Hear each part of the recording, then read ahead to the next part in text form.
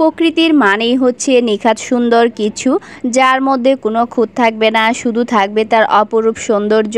প্রকৃতির জীবন খাঁটি হলেও মানুষের জীবন খাঁটি নয়, নাটকীয়তায় ভরপুর। আর এখন তো মানুষ সব সময় গাছ কেটে বিভিন্ন রকমের দালান কোঠা তৈরি করে। হয়তো বছরের একটা দিনে কয়েকটা গাছ লাগানো হয়। এরকম গাছ কাটার ফলে প্রকৃতির সৌন্দর্য দিন দিন বিলুপ্ত হয়ে যাচ্ছে।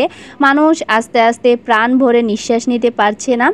যে গাছগুলো প্রতিনিয়ত আমাদেরকে প্রতিকূল আবহাওয়া থেকে রক্ষা করে আসছে, আমাদের সবার উচিত আরও সচেতন থাকা এবং বেশি বেশি গাছ লাগানো। তো আমি গিয়েছিলাম বাড়ির পাশে ধানের ক্ষেত দেখার জন্য।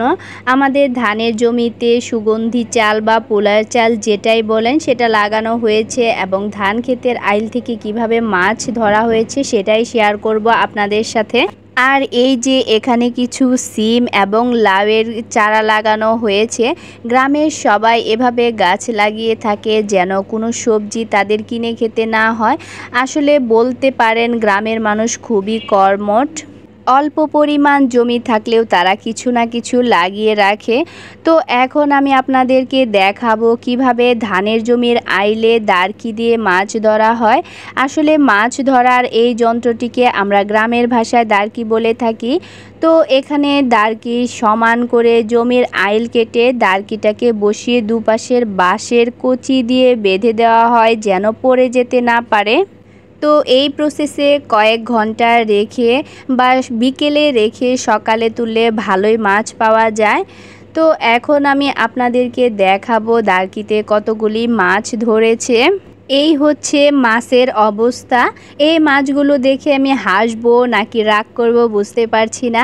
মাছের চেয়ে এখানে শামুকের পরিমাণটাই বেশি ছিল। শামুক খাওয়ার প্রসেসটা জানি না, তাহলে মাছের বদলে শামুকই রান্না করে খেতাম। এমনি বললাম, আপনাদের সাথে একটু মজা করলাম।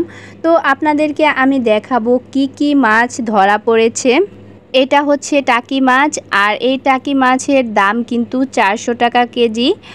আর সাথে ছিল 800 টাকা কেজি দামের 4টা চিংড়ি মাছ।